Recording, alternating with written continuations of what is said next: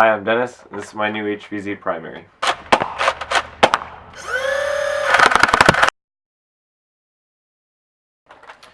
So as you may or may not be able to see, it is an Artemis with a Rapidstrike on the side of it. And the Artemis has a hopper. So the theory behind this blaster is that it's the best of everything currently available. So it's got the best flywheel technology right now, super fast pusher motor, super good FPS readings depending on what cage I put in there, and it's swappable, so I can change that depending on what game I'm playing. And the Artemis is probably the best rival blaster out right now, at least in my opinion. I'm not counting the Nemesis because it's not really out right now, just if you're in Canada. And this is probably one of the best Springer blasters as well. At least for HVZ, this is probably one of the best Springers. The rival balls are more accurate than regular rounds. It already comes with a 30 round capacity, so you don't have to use mags. You only have to use magazines for one of the two blasters. So the Artemis is used for shooting one zombie at a time, and then this is used for just unloading onto a large group of zombies. Considering it can empty a mag in like 2 seconds, something like that. I haven't actually measured it, but it's pretty fast. This is also really fun for human versus human games, or for regular Nerf wars. This is really good at you can just take pot shots all day with the super high capacity. You don't really have to hit them. You can just take pot shots and they'll have to take cover. And then if they do come out, you can just unleash a whole magazine at once, and they're going to get stunned by at least one of those rounds. Her name is Miley Cyrus because she's the best of both worlds. Alright, so firing the Artemis.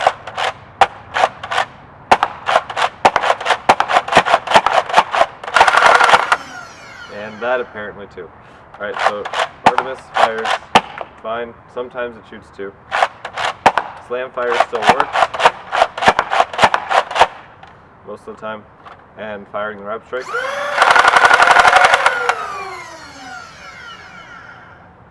And then easy to reload. Easier to reload.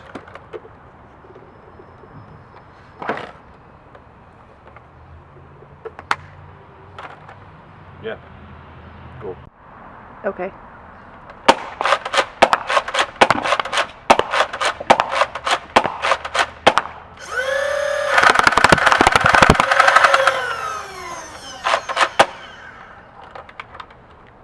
It hurts. So the way it works is the Artemis is basically stock, other than the attachments, but the actual firing is stock. So trying the Artemis still fires just like normal. And on the side there's a Rapidstrike. This is a super minimized Rapidstrike. So as you can see, I cut off the handle. There's nothing on top. It's still, you can actually see entirely into it. The front is all gone. There's nothing here. And the back, you can see all the wires coming out of it down here.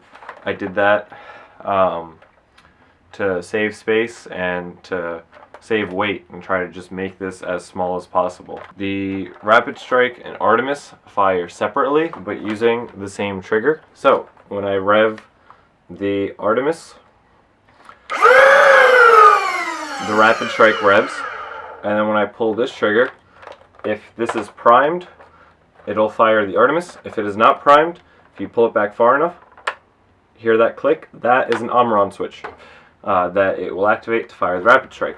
So, prime, fire Artemis, and then not primed, rev and fire. You probably didn't see that because it fired too fast, but it did fire. So this, just switch out the clips, and the Artemis has a hopper, so you can load it by either opening up the breech, or whatever you want to call it, and putting balls in normally, and you can load into the hopper, and it'll come out right there. A little bit of shaking and a little bit of gravity is needed, but otherwise works just fine. Basically, this is the same hopper that I've seen people use for Atlas mods, and it is in the back here.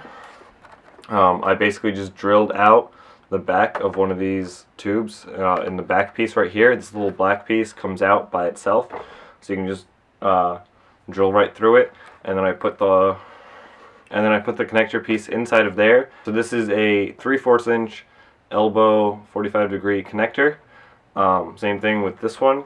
So this is actually in 3 pieces. There's this, and then this is actually a coupler for 1-inch PVC, but it fits onto here relatively snugly. Both of the times I've run it with the hopper, I've put tape around it just so it doesn't wobble and just for that extra security. It hasn't really been an issue, but I like to be extra secure.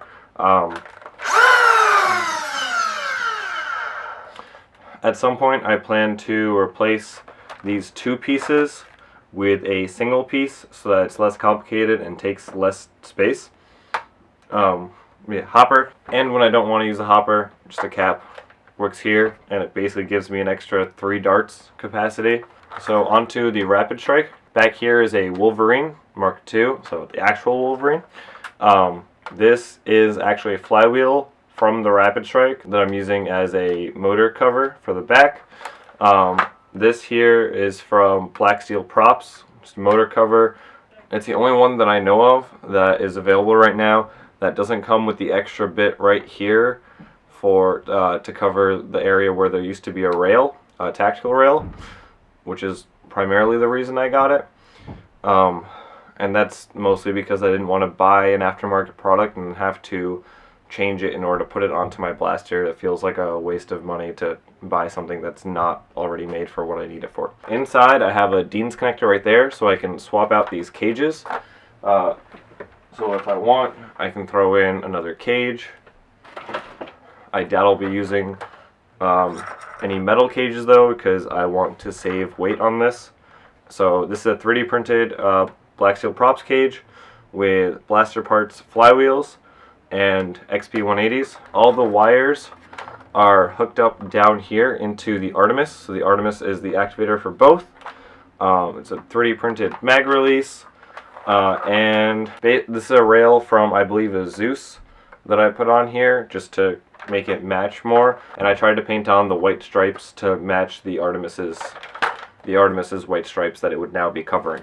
And it's powered by a LiPo that's housed in a Retaliator stock that I did not paint because I use this for multiple blasters. That is wired to the rest of the circuit. So I'm going to take off the Rapidstrike now to show you how that works. So I put on, this is just a 3D printable stock attachment point that I just connected to the orange piece here that you would have to take out normally. I just added some epoxy putty, so that there's a little bit more space onto which to liquid epoxy on the stock attachment point, but it works almost exactly like the 3D printed version that Out of Dart sells, except it's a little bit more stable actually than his. So the way the Rapidstrike is connected is there are 3 sets of wires coming out here. 2 of them are XT60 connectors and this weird connector I found at Radio Shack. The 2 XT60s that are coming out are actually the opposite. One's male, one's female, so that I always know which ones to connect to properly here. They're also labeled, but the XT60s are what helps. And as you can see here, there are 2 holes right there on the Rapidstrike, and those go onto the 2 screws that are liquid epoxied and epoxy puttied onto the inside of this, and they're covered by 1/2-inch PVC, the stuff used for blowpipes in HVZ, and all of that is painted over with a very close match to the original blue.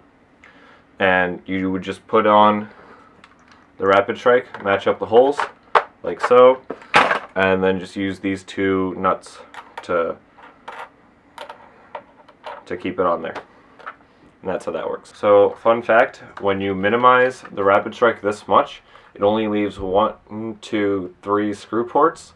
So the top is actually connected here via 2 screws and nuts along the top here. Looking back on it, I probably should have left some more screw ports around the top areas here, but this ended up working out fine. Saved a little bit of weight there. This has the 3 switch setup, so there's 1 switch in here and the other 2 are in the Artemis. They are 21 amp Omron switches. Everything is wired up with 16 gauge wire, and everything is connected with Dean's connectors and this one other weird connector I found at Radio Shack. If you stuck around in the video this long, it's obviously because you care a lot about this. Now I'm going to tell you all the problems with it. This is a really short and really uncomfortable stock, so I'll have to look into using something better to hold the LiPo.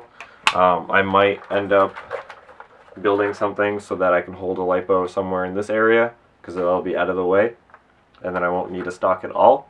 Another con, in my opinion, is how ridiculous this looks and how far back this is. In fact, if you use the Retaliator stock to shoulder it, this is right against your head. So that's something that could be worked on. My original plan was to make this feed into the first tube rather than the middle one, but there's just not enough room to cut out a big enough circle for this to fit in on the last one. So it kind of has to go into the middle one, and I don't want to put it in here because then this won't be able to move all the way back. Or another issue with it is that I have only 2 support pieces here, so this can wobble a bit. I'd like to, at some point, put in a third one here. Another issue with it that I'm sure is probably one of the more obvious ones is that I have all this wiring exposed. I'd have to build something that covers up this area here and then covers the connectors here. And also, obviously, because of how exposed everything is, while all the wires are heat shrunk and all of that, there's still a lot of exposed electronics in here, so I haven't used this in the rain yet. I don't plan to. Every time I've needed to use my Artemis in the rain, I've just taken off the Rapidstrike part, so that I could do that. But then you still have wires coming out of the Artemis, so I've had to tape over that so that water doesn't get inside of there either. So the Artemis, which normally you can use just fine in water because there's no electronics, now has to be taped up in order to use in water.